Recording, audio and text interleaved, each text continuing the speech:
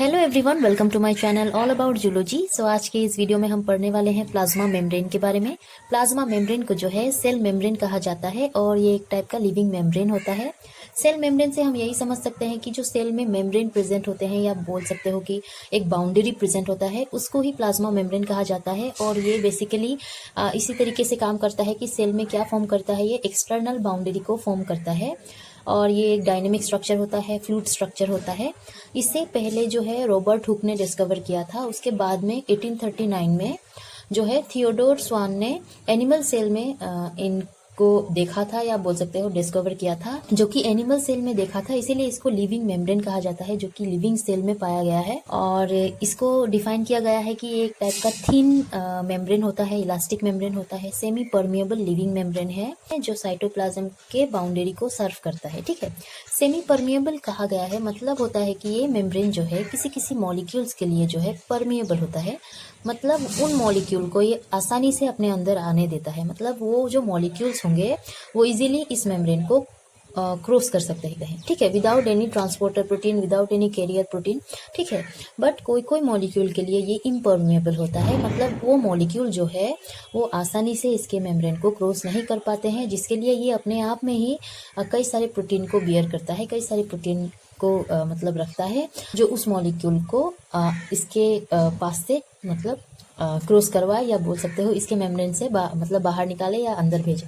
ठीक है, सो इस तरीके से जो है ये मेम्ब्रेन काम करता है। हम आगे अच्छे से देखेंगे। ये जो मेम्ब्रेन है ये क्या करता है कि सेल को जो है एक्सटर्नल एनवायरनमेंट से अलग करके रखता है। मतलब इंटीरियर ऑफ द सेल को एक्सटर्नल एनवायरनमेंट से ये सेपरेट करके रखता है। ठीक है, अब मैंने कहा था ये सेमी परमिएबल है, ये ना बोल के हम ऐसे भी बोल सकते हैं कि ये सिलेक्टिवली परमिएबल मेम्ब्रेन होता है। सिलेक्टिवली परमिएबल लिविंग मेम्ब्रेन होता है।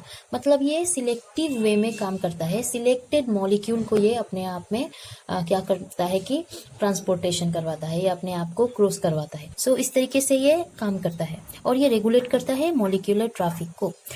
अब जो प्लाज्मा मेम्ब्रेन है, हमें पता है ये थिन मेम्ब्रेन होता है। सो इसका थिकनेस जो है वो होता है 75 एंगस्ट्रॉम। ठीक है, और प्लाज्मा मेम्ब्रेन टर्म जो है ये नागेली के द्वारा दिया गया है 1855 में। इसका जो स्ट्रक्चर है हम वो देख लेते हैं।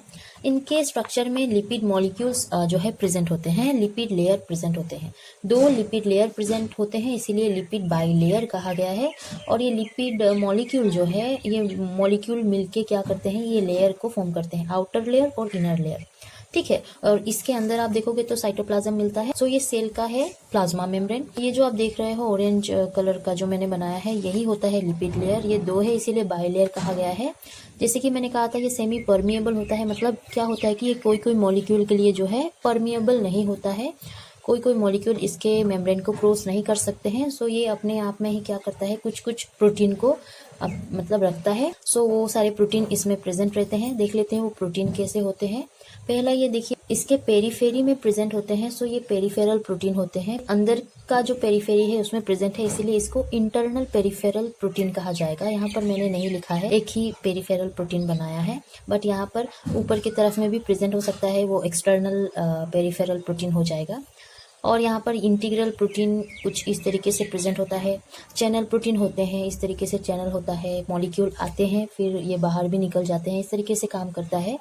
और यहाँ पर आप देखो कि अल्फा हेलिक्स प्रोटीन प्रेजेंट है, इस तरीके से जो हेलिक्स फॉर्म में नीचे साइटोप्लाज्मिक फेस से ये क्या हुआ है, ये ऊपर तक गया है। इसको अल्फा हेलिक्स प्रोटीन कहा जाता है। सबका अपना अपना अलग अलग काम होता है।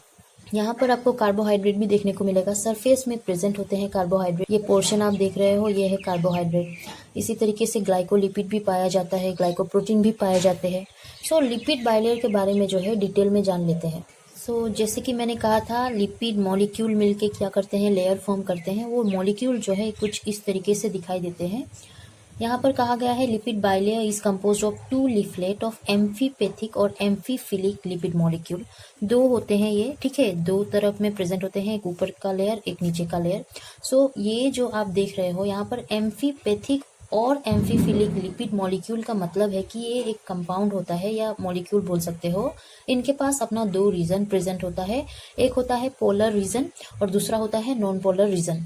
पोलर रीजन को पोलर हेड कहा गया है, और ये जो आप देख रहे हो इसे नॉन पोलर टेल कहा गया है। पोलर हेड जो है वो हाइड्रोफिलिक हेड होता है, हाइड्रोफिलिक नेचर का होता है, जिसमें वो मॉलिक्यूल क्या होता है कि वाटर को अट्रैक्ट करता है या वाटर लविंग मॉलिक्यूल होता है। ये जो नॉन पोलर टेल है वो हाइड्रोफोबिक नेचर का होता है, हाइड्रोफोबिक टेल कहा गया है। ये वाटर को रिपेल करेगा, इसको वाटर पसंद नहीं आता है, ठीक है।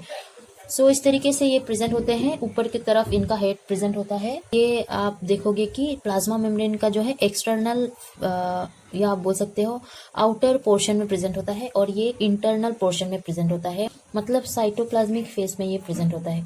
सो इसका जो टेल पोर्शन है, ये दोनों लिपिड का जो टेल पोर्शन है ये फेस टू फेस इस तरीके से प्रेजेंट होता है। अब लिपिड मॉलिक्यूल जो है, यहाँ पर फिगर में कहा गया है कि ये फोस्फोलिपिड है। लिपिड मॉलिक्यूल को जो है 3 क्लास में डिवाइड कर सकते हैं, 3 क्लास में डिवाइड किया गया है। एक होता है फोस्फोलिपिड। फोस्फोलिपिड 4 कंपोनेंट से बना हुआ होता है। एक होता है एल्कोहल, एल्कोहल में ग्लिसरॉल हो सकता है, स्पिंगोसिन हो सकता है। दूसरा होता है फैटी एसिड, तीसरा होता है फॉस्फेट और चौथा होता है अल्कोहल, जो फॉस्फेट से क्या होता है कि अटैच्ड होके रहता है, ठीक है। अब फैटी एसिड कंपोनेंट सारे जो भी होंगे वो हाइड्रोफोबिक होंगे, हाइड्रोफोबिक नेचर के होंगे, उसको वाटर पसंद नहीं आता है, वो वाटर रिपेलेंट मॉलिक्यूल होते हैं। और बाकी रिमाइंडर मॉलिक्यूल जो भी है अल्कोहल, फॉस्फेट, ये सारे हाइड्रोफिलिक नेचर के होते हैं, उनको वाटर पसंद है। दूसरा जो लिपिड होता है वो ग्लाइकोलिपिड होता है। ये भी फॉस्फोलिपिड के जैसा ही होता है, इनमें भी कंपोनेंट्स पाए जाते हैं। एक होता है अल्कोहल, फैटी एसिड होता है और कार्बोहाइड्रेट होता है। ये कार्बोहाइड्रेट इधर मोनोसेकेराइड हो सकते हैं और ओलिगोसेकेराइड हो सकते हैं। और कहा गया है कि ग्लाइकोलिपिड जो है एक्सक्लूसिवली कहाँ पाए जाते हैं, प्लाज्मा मेम्ब्रेन के आउटर सरफेस में। यहाँ पर आप देख सकते हो ये सारे जो पोर्शन आप देख रहे हो ये कार्बोहाइड्रेट है, ठीक है। लास्ट होता है स्टेरोल्स।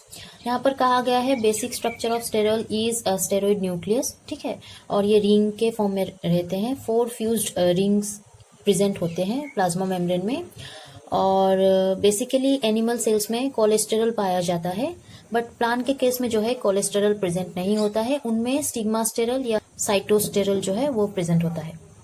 और बैक्टीरियल के प्लाज्मा मेम्ब्रेन में अगर आप देखोगे, माइकोप्लाज्मा के केस में, रेयर केस कहा गया है, माइकोप्लाज्मा के केस में जो है कोलेस्टेरॉल जो है वो प्रेजेंट नहीं होता है। सो इस टाइप का जो है कंपाउंड्स प्लाज्मा मेम्ब्रेन में पाए जाते हैं। इस वीडियो में मैंने प्लाज्मा मेम्ब्रेन के बारे में बताया है, उनका स्ट्रक्चर किस तरीके से होता है, कैसे उनमें प्रोटीन्स पाए जाते हैं और उनका जो मेम्ब्रेन है वो किस तरीके से काम करता है, ये सारा मैंने बताया है। आई होप आपको समझ आया होगा। अगर समझ आया हो और ये वीडियो अच्छा लगा हो तो इस वीडियो को लाइक कीजिए, मेरे चैनल को सब्सक्राइब करना प्लीज मत भूलिएगा। टिल दिन पढ़ते रहिए। Take care and bye bye.